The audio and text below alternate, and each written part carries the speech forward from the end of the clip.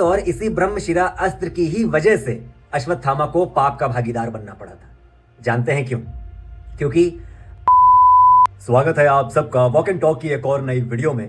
मैं हूं आपके साथ आयुष और आज की वीडियो में हम बात करेंगे महाभारत काल में इस्तेमाल हुए उन दो अस्त्रों की जिनका विनाश इतना खतरनाक था जिसकी हम कल्पना भी नहीं कर सकते।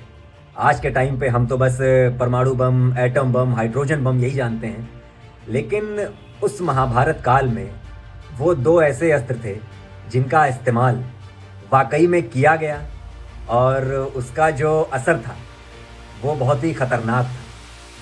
और वो जो अस्त्र थे वो ऐसे ही किसी को प्राप्त नहीं हो जाते थे। महाभारत काल में मैं जिन अस्त्रों की बताने जा रहा हूँ वो अस्त्र उन 3 लोगों को प्राप्त थे जो वो कुछ भी कर सकते थे और उन्होंने वही किया भी। मैं किन किन लोगों की बात कर रहा हूँ, किन अस्त्रों की बात कर रहा हूँ, चलिए वीडियो में आगे बताते हैं। तो जैसा कि मैंने बताया कि महाभारत काल में ऐसे 2 अस्त्र हुए हैं जो वाकई बहुत विनाशकारी, बहुत खतरनाक थे।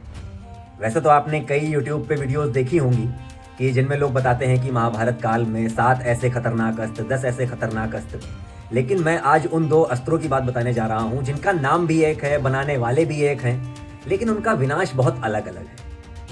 मैं बात कर रहा हूं ब्रह्मास्त्र और ब्रह्मशिरा अस्त्र की। जी हाँ, ये दोनों ही अस्त्र ब्रह्मा जी ने ही बनाए और इन दोनों का जो बनाने का उद्देश्य था वो अलग अलग था। सबसे पहले चलिए ब्रह्मास्त्र की बताता हूँ। ब्रह्मास्त्र जब ब्रह्मा जी ने बनाया तो वो उन्होंने धर्म और सत्य को जीवित रखने के लिए, उसको बचाने के लिए उन्होंने ब्रह्मास्त्र का निर्माण किया। और जब उन्होंने ब्रह्मशिरा का इस्तेमाल किया, जो निर्माण किया, तो ब्रह्मशिरा का निर्माण उन्होंने ब्रह्मास्त्र से भी ज़्यादा खतरनाक तरीके से किया। यानी ब्रह्मास्त्र जितना खतरनाक था उससे 4 गुना ताकत ब्रह्मशिरा अस्त्र में थी।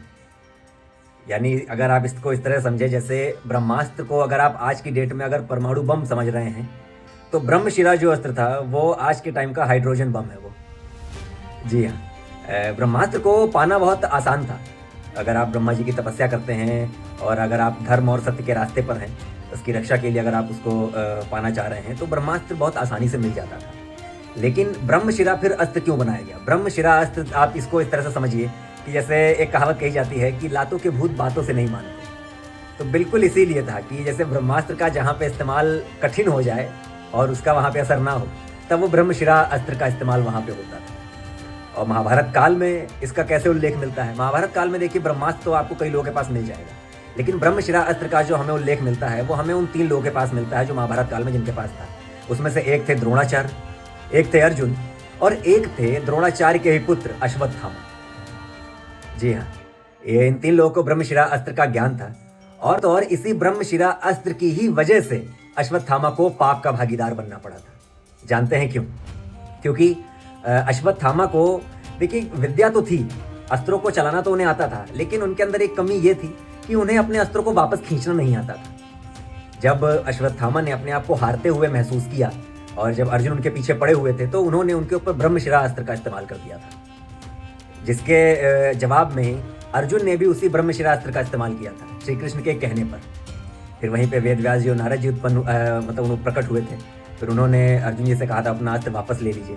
तब अर्जुन जी ने तो अपना ब्रह्मशिरा अस्त्र वापस ले लिया था, लेकिन जो अश्वत्थामा का ब्रह्मशिरा अस्त्र था वो उन्होंने अभिमन्यु की जो पत्नी थी उत्तरा, उनके गर्भ की ओर छोड़ दिया था, जिस वजह से अश्वत्थामा को वो पाप मिला इसी अस्त्र की वजह से। और देखिए, मैं बताता हूँ कि ब्रह्मशिरा और ब्रह्मास्त्र की खासियतें क्या है। कि देखिए, ब्रह्मास्त्र जैसे मैंने बताया कि वो अपने आप में ताकतवर था, लेकिन ब्रह्मशिरा उससे 4 गुना ज़्यादा ताकतवर था। ब्रह्मास्त्र का इस्तेमाल अगर आप कहीं करते हैं तो उसका जो कवर एरिया था वो कम था, लेकिन ब्रह्मशिरा का कवर एरिया इतना था कि अगर वो कहीं पे चलाया जाता तो 12 सालों तक वहाँ पे बारिश नहीं होती थी, फसलें नहीं उगती थी, एक घास का तिनका तक नहीं उगता था। तो सोचिए कितना खतरनाक होगा वो अस्त्र। तो ये थी वो कहानी ब्रह्मास्त्र और ब्रह्मशिरा अस्त्र की। अगर आपको इनके बारे में और भी कुछ जानकारी पता है तो ज़रूर कमेंट करके बताइएगा और बने रहिए मेरे चैनल वॉक एंड टॉक के साथ। मैं आपके साथ आयुष ऐसा ही नई वीडियोस लेके आता रहूँगा। बहुत बहुत धन्यवाद।